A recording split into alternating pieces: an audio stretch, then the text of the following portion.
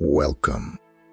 We all strive to lead a life that's in harmony with our faith, but sometimes, without even realizing it, we adopt habits that can actually hinder our spiritual growth. These habits might seem small or insignificant on the surface, but they can have a big impact on our relationship with God. Today, we're not just going to point out what these habits are. We'll also explore why they matter and how changing them can transform your spiritual life. Whether it's how we start our day, how we talk, or even how we pray, every aspect of our daily routine contributes to how we connect with God. Remember, this isn't about feeling guilty or overwhelmed. It's about becoming aware and making small, meaningful changes that bring us closer to God. So let's dive in, rethink some of these common habits, and discover how to enrich our spiritual journey. Don't forget to like, subscribe, and share this video if you find it helpful. And we'd love to hear your thoughts in the comments below. What habits have you changed that have helped you grow closer to God? Let's encourage and learn from each other.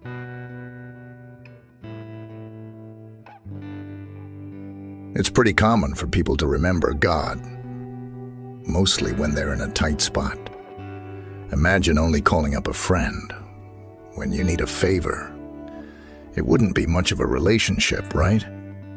God's hoping for more than that with us. He's keen on being part of our everyday lives, not just a go-to in emergencies. Of course, reaching out to God during tough times is important. The Bible even says in Psalm 50:15, "Call upon me in the day of trouble. I shall rescue you, and you will honor me." This shows He's always ready to help, but that's only part of the equation. There's also a verse in Psalm 118:24 that says, "This is the day the Lord has made. Let us rejoice and be glad in it." It's a reminder to involve God in our daily joys, not just our difficult moments. Let's remember that every day is a gift from God. Let's celebrate it with Him. In Colossians 3:17, it says, "Whatever you do in word or deed, do all in the name of the Lord Jesus, giving thanks through Him to God, the Father."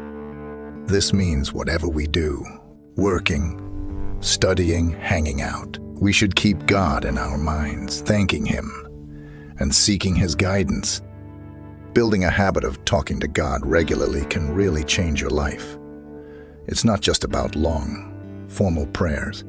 It can be a quick thank you for a good meal, a please help when you're struggling with something, or just sharing your thoughts during the day. Why does this matter? Well, in James 4:8, there's this promise. Draw near to God, and He will draw near to you. The more we include God in our daily lives, the closer and more real our relationship with Him becomes. God is interested in the full picture of our lives, not just the problem areas. Chatting with Him in the ups and downs, the big and small, makes our bond with Him stronger and deeper. It's about making Him a part of our everyday, not just our rainy days. It's a phrase you'll often hear in tough times. It's God's will. While it's meant to bring comfort, saying this every time something bad happens can be a bit like shrugging our shoulders and not trying to understand what's really going on. It can also make us feel like we don't have any control or say in our lives. The Bible does talk about God having a plan for us. Jeremiah 29:11, for instance, says, "For I know the plans I have for you, declares the Lord, plans for welfare and not for evil, to give you a future and a hope." This verse suggests that God's overall plan is for our good, even if we don't always understand it. But it doesn't mean that every bad thing is directly willed by God, or that we should just accept everything passively. In the book of James, chapter 1, verses 2 to 3, It says, "Consider it all joy, my brethren, when you encounter various trials, knowing that the testing of your faith produces endurance." This is about finding strength and growing in tough times, not just accepting them as God's will. Sometimes, bad things happen because of other people's choices, or just because the world isn't perfect. When Jesus talked about troubles in the world, he didn't say it was all God's will. In John 16:33, he said, "In the world you have tribulation, but take courage. I have overcome the world." He acknowledged the troubles, but pointed towards hope and overcoming those challenges. Instead of just saying it's God's will, we can look for ways to grow from our experiences. Like in Romans 5:3-5, where it talks about suffering leading to perseverance, character, and hope. It's about learning and growing, not just accepting. And sometimes the best response to bad things is to help make them better. Like in Galatians 6:2, which says, "Bear one another's burdens, and thereby fulfill the law of Christ." We're called to help each other, not just accept things as they are. Next time something bad happens, instead of just saying it's God's will, think about what you can learn from it, how you can grow, and how you can help others. Find a balance between trusting God's plan and being active in your faith and actions. Praying just for ourselves is like eating only one kind of food. It might fill us up, but it's not a balanced diet. When our prayers are only about our own needs, wants, and problems, we're missing out on a big part of what prayer is about. In the Bible, Jesus gives us a blueprint for prayer in the Lord's Prayer. Matthew 6:9-13. Notice how it includes prayers for daily needs. "Give us this day our daily bread," but also goes beyond personal concerns to things like forgiveness, guidance, and deliverance for all. "Forgive us our debts, as we also have forgiven our debtors." It's a community-focused prayer, not just a personal wish list. Philippians 2:4 says, "Do not merely look out for your own personal interests, but also for the interests of others." This is a good reminder for prayer too, praying for others, our family, friends, even people we don't get along with, or those in need around the world, makes our prayer life richer and more in line with Jesus' teachings. In 1 Timothy 2:1, Paul urges, "First of all, then, I urge that entreaties and prayers, petitions and thanksgivings be made on behalf of all men." Don't just pray for yourself. Pray for everyone. This could be for peace, for leaders, for those in trouble, or for people to know God's love. When we pray for others, we're stepping out of our own world and connecting with the bigger family of humanity. It helps us grow in empathy and love, and it can even change the way we see our own problems. Next time you're talking to God, remember to include others in your prayers. It's not about giving up praying for your own needs, but about including the needs and well-being of others too. This way, your prayer life becomes a beautiful conversation that's not just about you, but about the whole world God loves.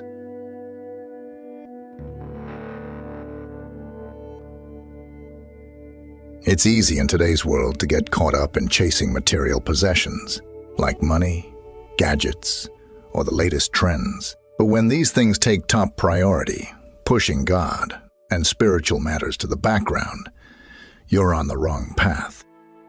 Jesus talked about this in Matthew 6:24, saying, No one can serve two masters, for either he will hate the one and love the other, or he will be devoted to one and despise the other.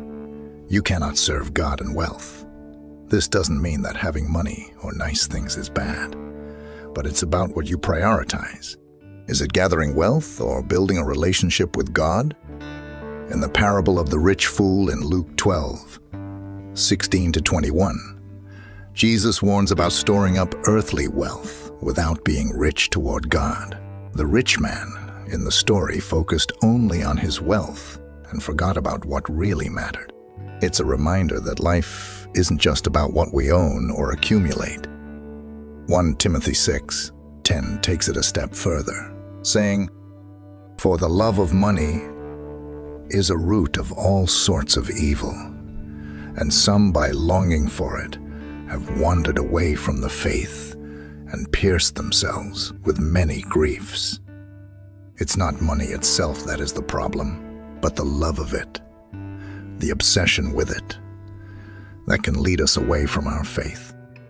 Instead, Matthew 6:33 advises, "But seek first his kingdom and his righteousness, and all these things will be added to you."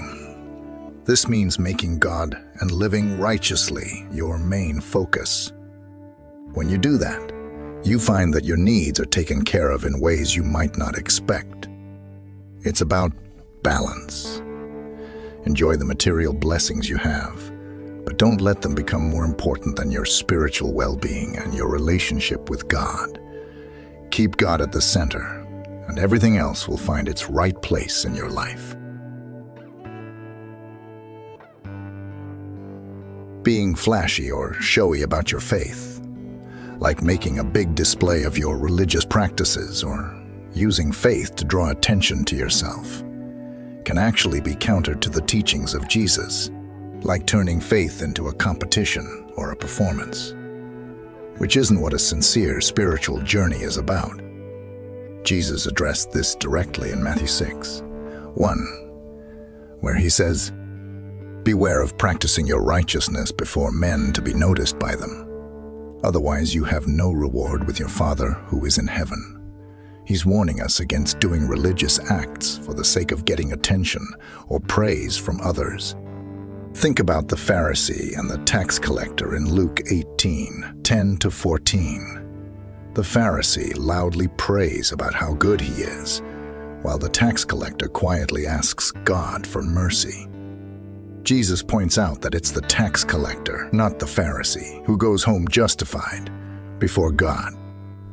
It's a clear message that God values the humility and sincerity of our hearts more than outward show.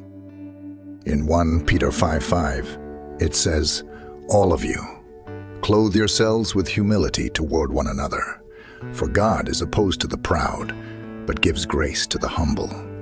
This is a reminder that our faith journey should be clothed in humility, not in showing off.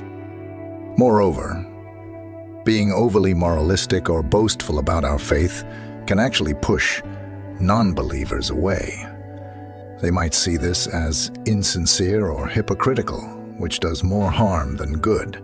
As Christians, we're called to be examples to follow, inspiring people by our actions, not just our words. Our lives should reflect the love, kindness, and humility of Jesus, making others curious about the faith that drives us. It's great to be passionate about your faith and to want to share it with others, but it's important to check your motives. Are you sharing your faith to help and inspire others, or to get attention and praise for yourself? The heart of faith is a personal relationship with God, lived out in genuine actions and humility. It's about living your faith in a way that's true to you and God, not about putting on a show for others. This authenticity is what truly draws others to Christ. Living a life that's a testament to your faith in a way that's relatable and real.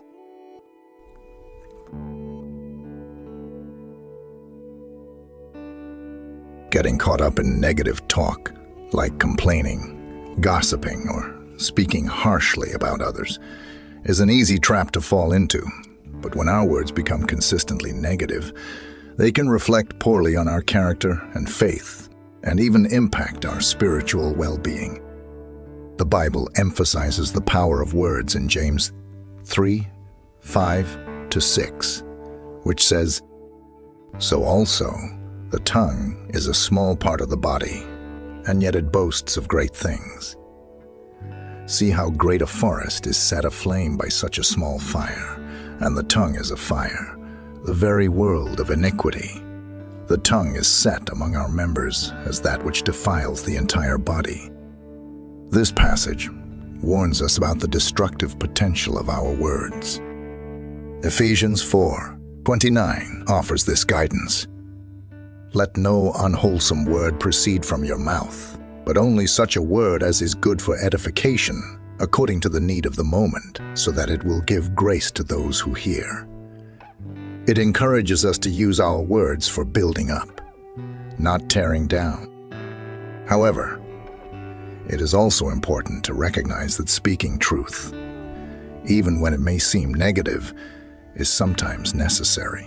Jesus himself, in his teachings and rebukes, often pointed out injustices and wrongdoings, as seen in Matthew 23, where Jesus openly criticizes the scribes and Pharisees for their hypocrisy. It is clear that there is a place for righteous confrontation. The key lies in the intent and the spirit behind our words. Are they aimed at correction and growth, or are they merely destructive? Negative talk doesn't just hurt those around us. It can also darken our own hearts. Proverbs 4:23 advises, "Watch over your heart with all diligence, for from it flow the springs of life." Our words often reflect what's in our hearts. So filling our hearts with good things, like gratitude, kindness, and God's teachings, can change the way we speak. In Matthew 12:36, Jesus says, "But I tell you that every careless word that people speak, they shall give an accounting for it in the day of judgment." This is a sobering reminder that our words matter, and we are accountable for them. Instead of falling into negative speech, try to find positive things to say, even in tough situations. Look for the good in people instead of focusing on their faults. Share words of encouragement, kindness, and love. These small changes can make a big difference in how you reflect your faith in your everyday life.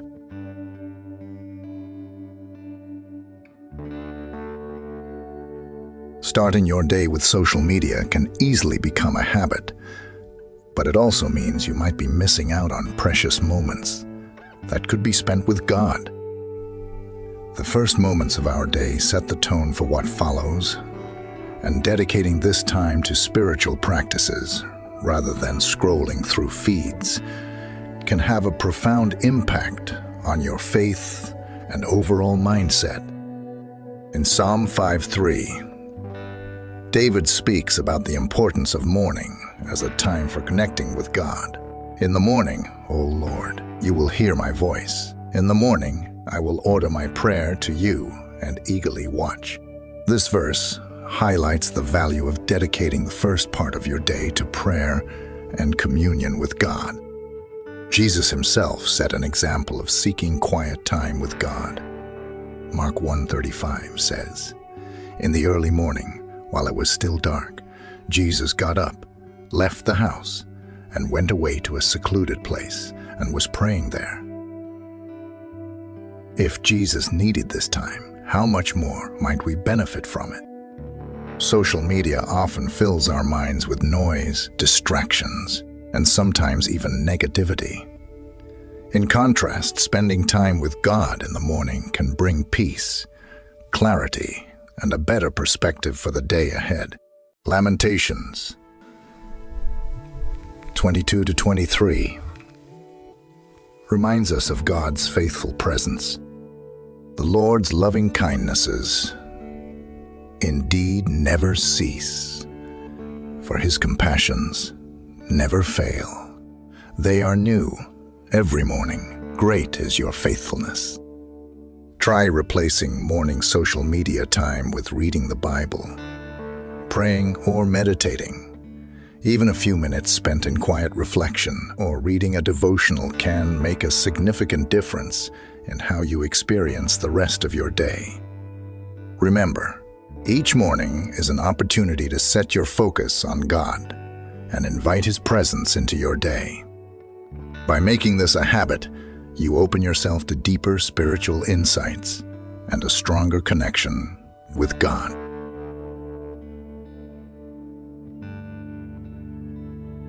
I hope this video has given you some insights and ideas on how small changes in your daily habits can make a big difference in your spiritual journey. Remember, it's all about taking those small steps towards a deeper and more fulfilling relationship with God. If you found this video helpful, please give it a thumbs up and share it with friends or family who might benefit from it too. Your support helps us reach more people and continue creating content like this. We'd also love to hear from you in the comments below. Which habit do you plan to work on? Or do you have any other habits you've changed that have brought you closer to God? Your experiences and insights can be a great encouragement to others. Don't forget to subscribe to our channel for more videos like this. And hit that notification bell so you won't miss our next upload. We're all in this journey together, and each step we take brings us closer to a more profound understanding and relationship with God. Thank you so much for watching. Keep striving, keep growing, and remember, every day is an opportunity to draw closer to God. Until next time, stay blessed and keep walking in faith